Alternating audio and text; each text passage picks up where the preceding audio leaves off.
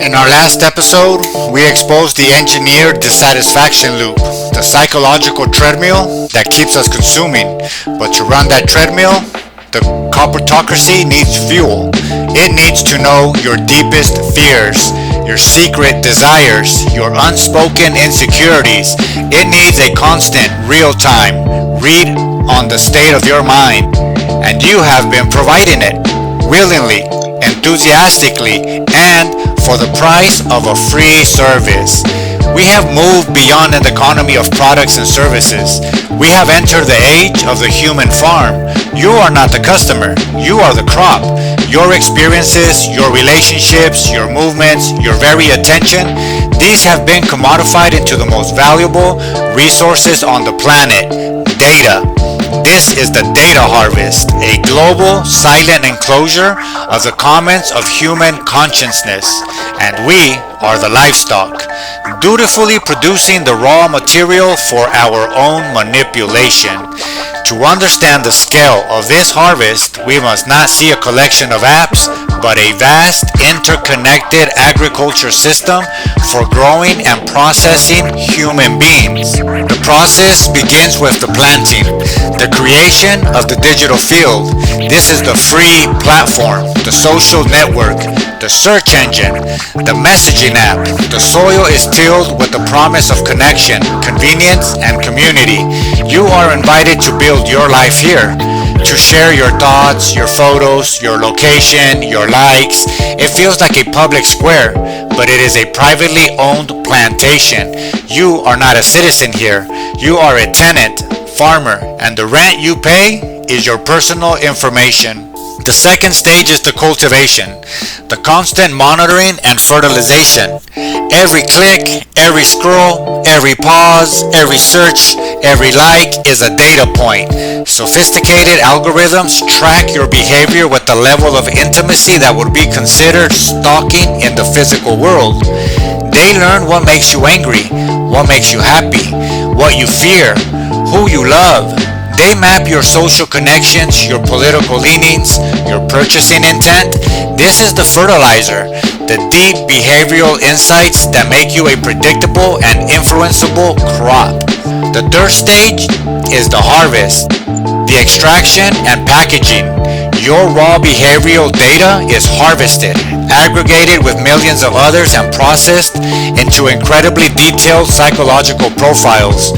You are no longer John Smith. You are Profile 7A, urban male, 35 to 40 years old, political leanings, libertarian, interest, outdoor sports, financial status, aspirational, fear, economic instability. You are a product, a bundle of predictable impulses and vulnerabilities. And the final stage, the sale, the auction of your future behavior. These psychological profiles are sold to the highest bidders, advertisers, political campaigns, and even governments. And advertisers doesn't just buy an ad slot, they buy access to a specific segment of the human psyche that is most likely to respond to their message. A political campaign doesn't just buy a TV ad, they purchase the ability to micro-target voters with personalized propaganda, playing on their specific fears and biases. You are not being advertised to, your future decisions are being sold in advance to those who wish to influence them. Let's make this terrifyingly concrete. Imagine you casually search online for symptoms of a minor health concern. This data point is harvested. It is cross-referenced with your income data, your age, and your location. Now you are flagged in a database as ancients about health with middle income. The profile is then sold to a pharmaceutical company. The next time you scroll through your social media feed, you are served a highly specific ad for a prescription medication accompanied by a news article about the rising prevalence of this very condition. Your casual curiosity has been transformed into a marketing opportunity that preys on your health anxiety. The system saw your vulnerability, packaged it, and sold it. This leads us to the most bewildering compliance of all. We are living in a panopticon we built ourselves, carrying the surveillance devices in our pockets and paying for the privilege. Why do we allow this wholesale auction in our lives? Why do we allow this wholesale auction of our inner lives? Why do we allow this? We allow it because the seduction of the free bargain, we have been tricked by one of the oldest manipulation tactics. If you're not paying for a product, you are the product. We accept this as a clever quip, not as a chilling description of our reality. The convenience and connectivity offered feels so immediate and tangible, while the cost, the erosion of our privacy and autonomy, feels abstract and distant. We are trading our psychological sovereignty for digital trinkets, and we tell ourselves we got a good deal. Second, we allow it because of the illusion of triviality. We think, so what if they know I like cat videos? So what if they know where I had lunch? We fail to see the mosaic. A single tile is meaningless, but millions of tiles assembled over time create a perfect, high-resolution portrait of your psyche. They don't need to listen to your private conversations through your phone's microphone, though they might. They can infer what you would talk about based on your digital footprint with staggering accuracy.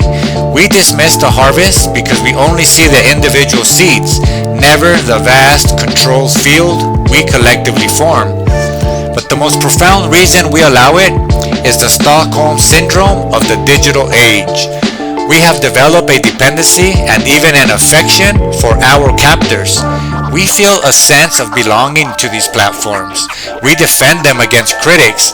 We fear digital homelessness, the anxiety of being disconnected from the social sphere and the convenience they provide. The thought of leaving Facebook, Instagram, or Google feels like a form of social and professional suicide.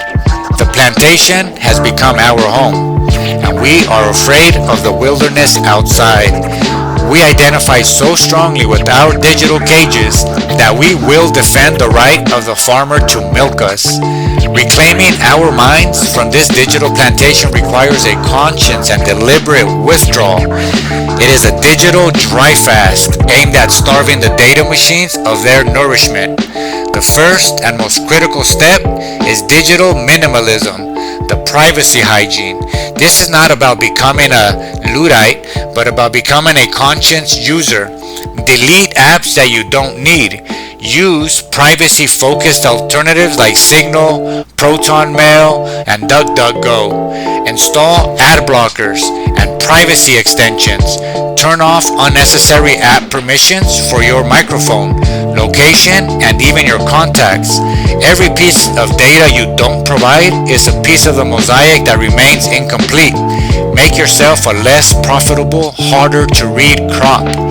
The second step is to reclaim your attention span. The data economy runs on your engagement. The longer you scroll, the more you are harvested. Practice conscious consumption of digital media.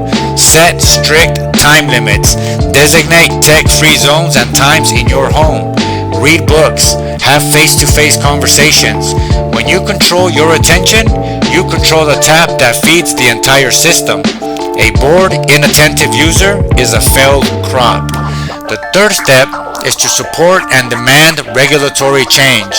This is the structural solution. Advocate for strong data privacy laws akin to Europe's GDPR, which gives individuals ownership of their own data.